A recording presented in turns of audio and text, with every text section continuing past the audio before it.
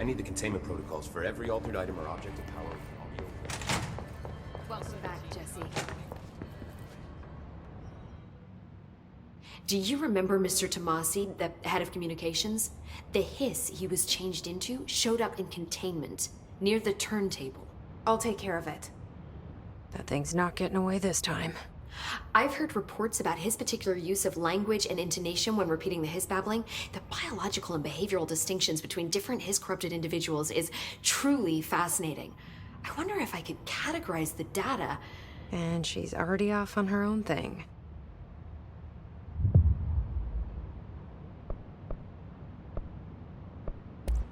I wanted to talk to you about the crazy things I can do. My abilities. I get the sense that they're not very usual around here. Well, usual and unusual aren't really benchmarks at the Bureau, but for some perspective, Director Northmore once used the floppy disk to send a bowling ball 6 yards through the air, and that was considered a huge deal. So compared to that, you are most certainly an outlier. An outlier. I like the sound of that. I should get going. Don't let me hold you up.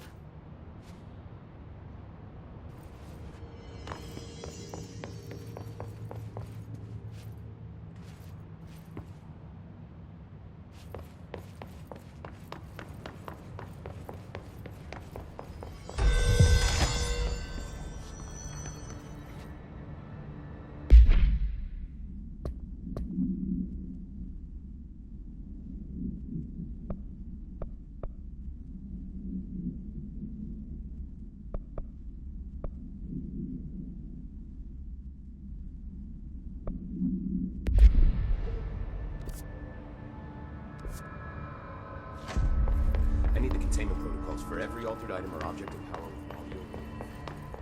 I'll send a team to contact Langston and get that information. Yes, why? What do we tell him? Good luck out there. Darkness engulfed the elevator. There was something there, reaching for her, trying to make her act. It was a distress call. Phaeton sensed a drowning man, a hunger in the dark. Investigation sector. Investigation sector, huh? We should check this out.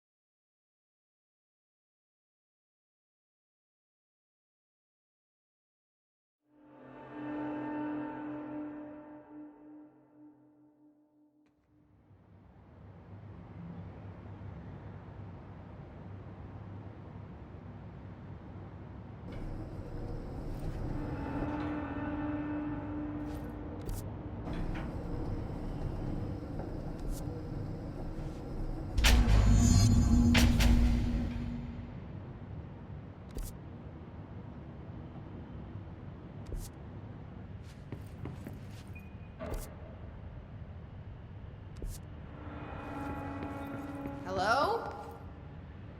Anyone here?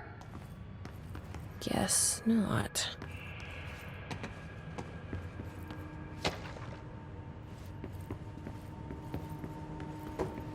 Seems a lot more crowded than the rest of the Bureau.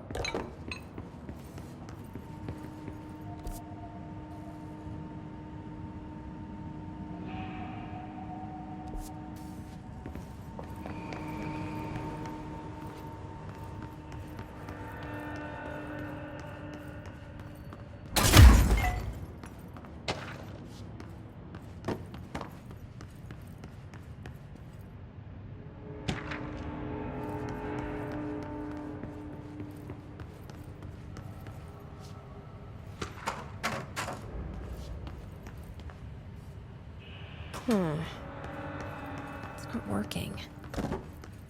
Probably a loose power core somewhere.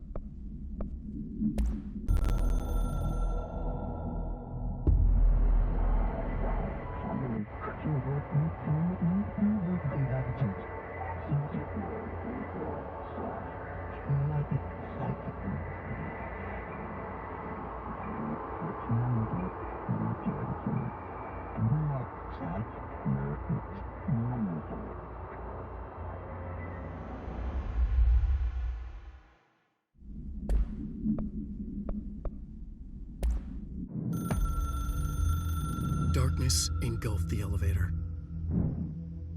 There was something there. A presence. Jesse Faden could hear it. A call. It was faint, reaching for her from a dark place. Faden was sensitive to visitations. She had them all the time. From her guiding star and the previous director. She was the perfect receiver. As if she'd been made for this. Faden paused to feel it. The force at play here. It was changing things around her, subtle, trying to make her act. Faden didn't like that. Her guide felt it too.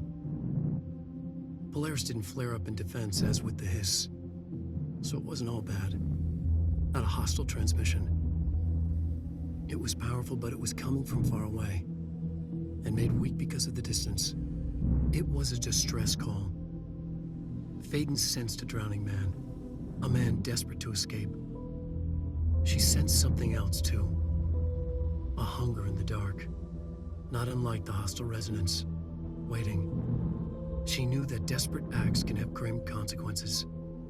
It was this, more than the man's despair, that made her follow the call. The elevator lights winked back on. The darkness receded like a memory. There was a new button on the elevator control panel. Investigation Sector. Faden pressed the button. The elevator doors slid shut with practiced bravado.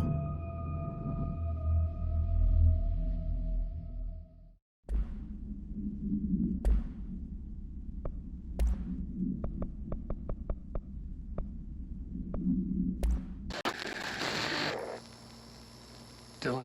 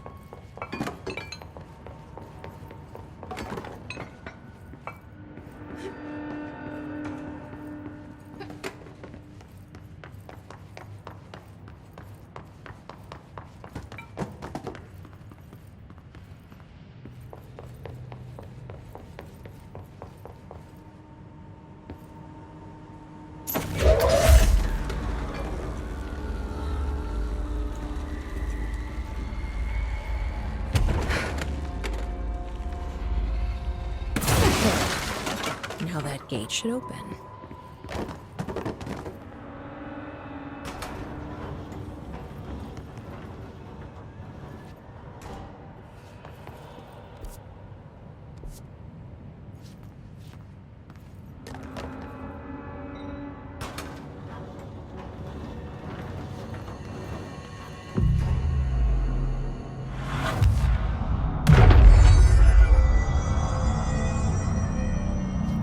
I'm no detective, but something definitely happened here.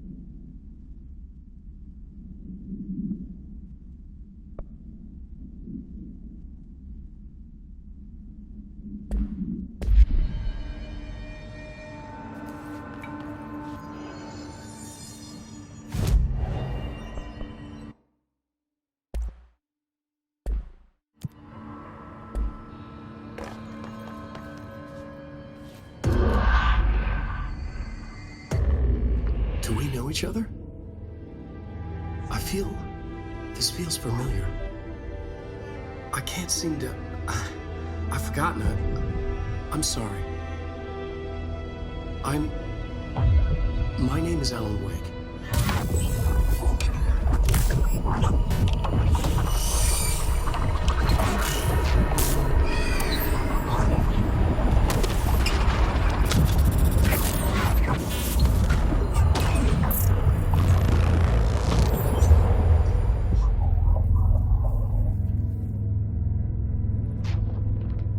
Who are you?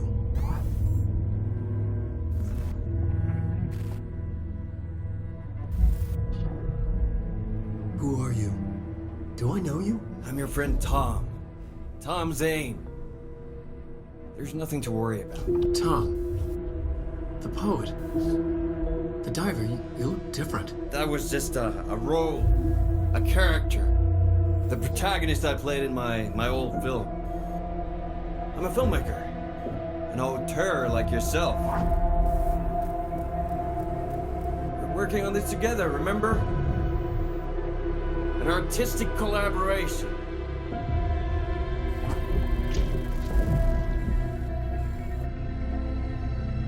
You need a drink.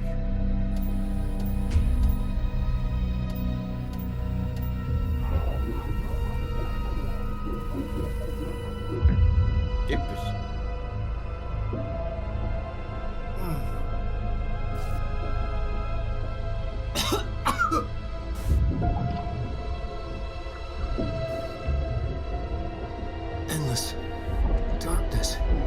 Nothing holds still. But we're very close now. You've been writing. I found a way to escape. It'll work this time. Writing? You found a way! No. I don't... Wait. There's something. It's my double. He's out there. I've seen him. Yeah. Nothing to worry about. I'm dealing with him. It's fine, my friend. Let me handle him. You've met him? What the hell? Now, come on. You misunderstand me.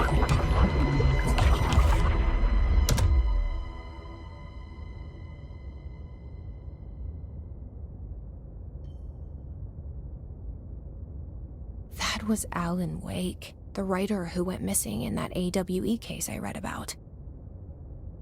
What's he doing here? And Thomas Zane was with him. The poet. No, wait. He was a filmmaker. I always remember that wrong.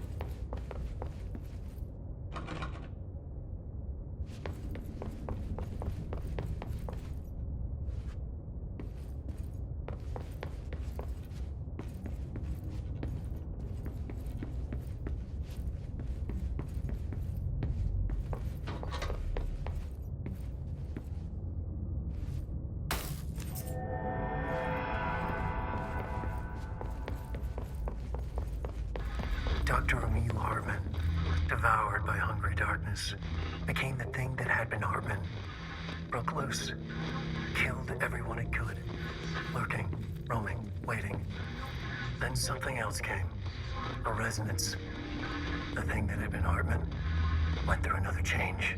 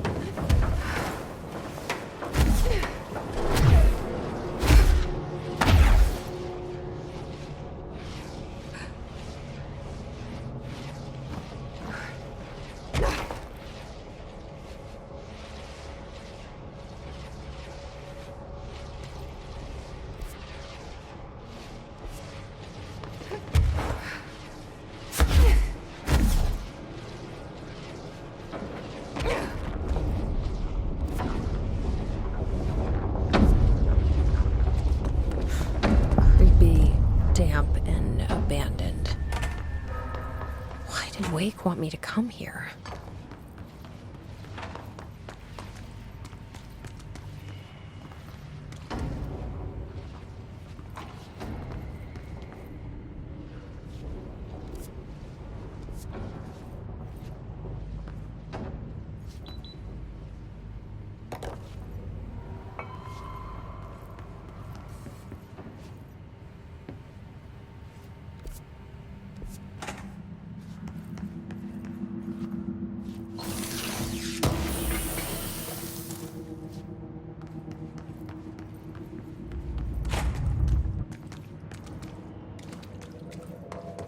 That doesn't look like a house shift. Do I even want to know?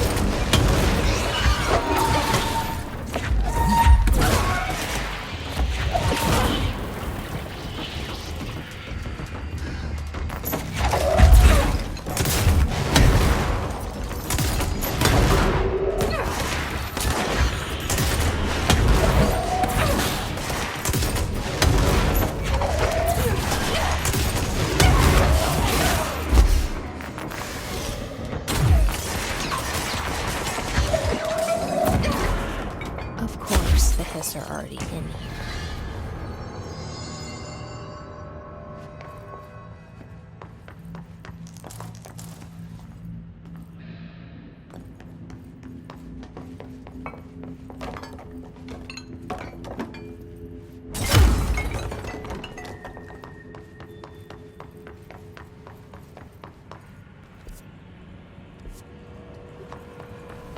This darkness is blocking the door.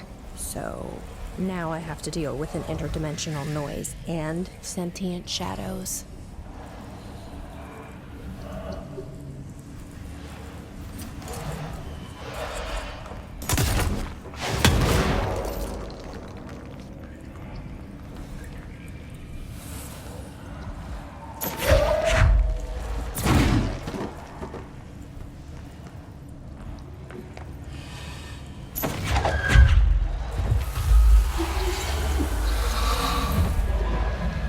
Burns it away, huh? Makes sense.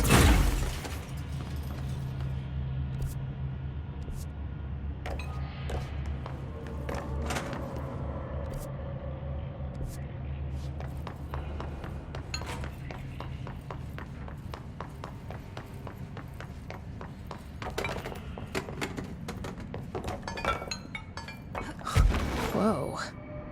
Looks like the house has gotten a little wild in here.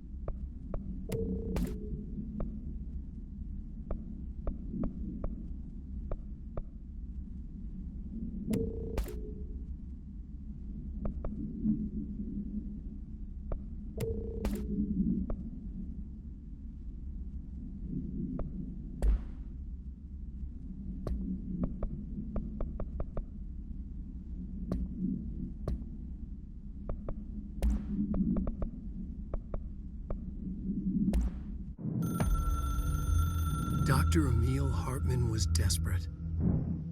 The Federal Bureau of Control had stolen his life's work. This was his last chance, his final experiment. What he'd been too scared to do before. Hartman dove into the lake, was taken, devoured by hungry darkness, became the thing that had been Hartman. Only an echo of him remained, fragmented impulses on autoplay, violent, bloodthirsty darkness in the driver's seat. Emerging from the lake, the thing was captured by the FBC, brought in, contained, studied. The thing broke loose, killed everyone it could. The FBC fell back and sealed the sector. The thing was alone in the dark, lurking, roaming, waiting.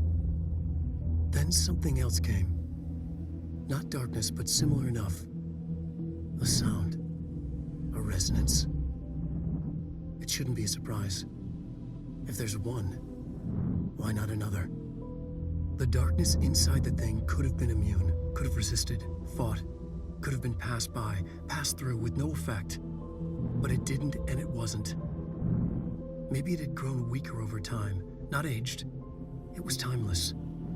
But weaker with no link to its source. A metamorphosis followed. The thing that had been Hartman went through another change.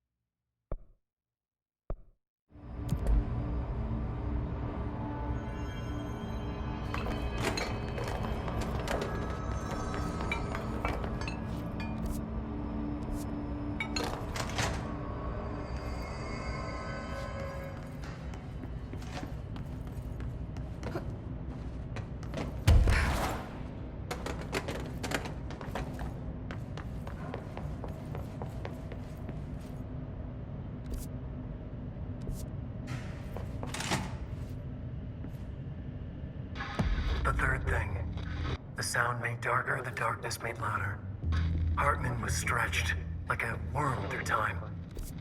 The third thing was a monster. Now we crashed out of darkness toward fate.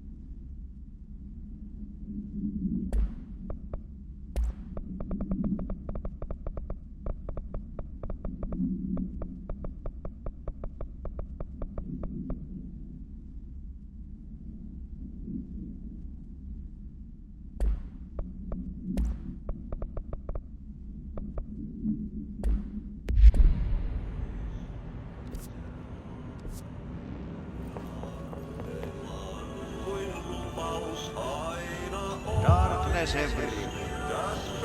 Hey, lads in here have died standing up. Lighten them up.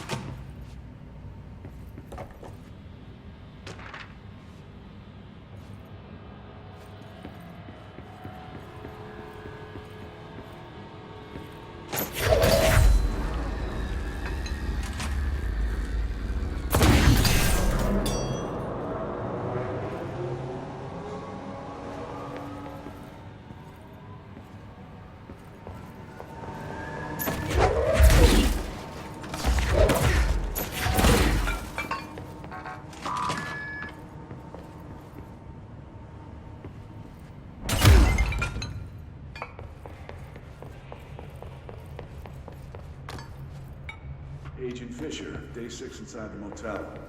Utilized surveillance methods are as follows. Fiber optic cameras slid under the individual room doors, motion detectors in the lobby area.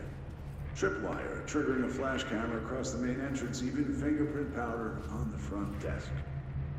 Results varying, but mostly just...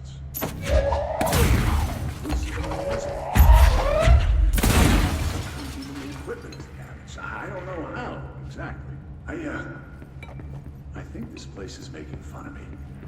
That's the only explanation. I can hear them laughing and screaming behind the closed doors. I could hear the call bell going ding multiple times a day, but when I look, there's no one there. I know I'm supposed to stay out of sight, but I've seen the doors closing just before I could catch even a glimpse of anyone or anything. They're messing with me, whoever they are. I think... Wait, shh. There's something. I gotta get this. Gotta get the cable out. Come on, you fiber optic fuck, cooperate. Okay, there we go.